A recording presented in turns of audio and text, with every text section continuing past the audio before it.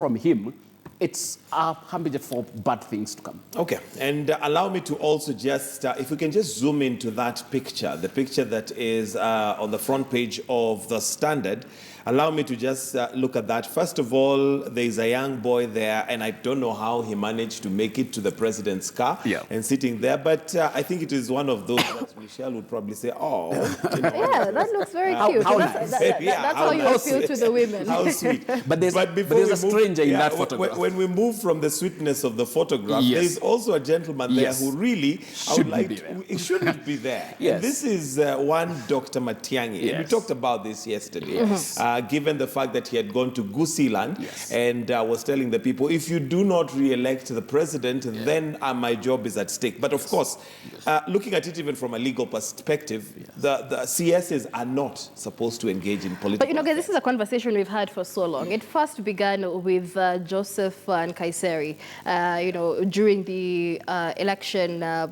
Mass voter registration exercise. Actually, before that, we even had Eugene Wamalwa. So we've had a trail of cabinet secretaries that have been campaigning for the president. The new constitution, Michael, envisaged a situation where the executive had the president and the deputy president and a cabinet that was not made of politicians. There was an argument for that.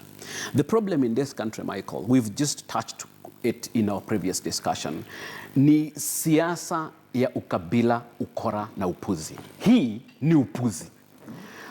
If we have a constitution that has separated these powers and tells CSs how to behave, why would he behave?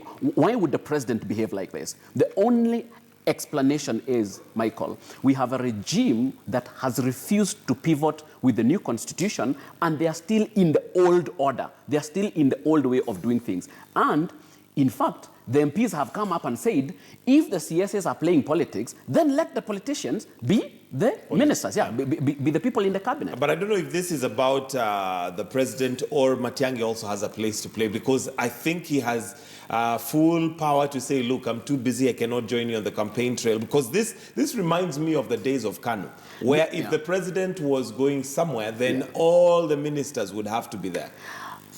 Michael, a CS serves at the pleasure of the president. If Uhuru told Matiang'i, I am going to Kisii and I want you next to me, there's nothing that Matiang'i can do. There's nothing that Matiang'i can say. He will just follow. He's not going to quote the Constitution to the president. The people who are supposed to have quoted the Constitution to the president are his own minders. But once the instructions are issued by the president to his CS, the CS has no option. Well, if he's asked to jump, he'll ask how. How high? Okay, and let's move on. He said that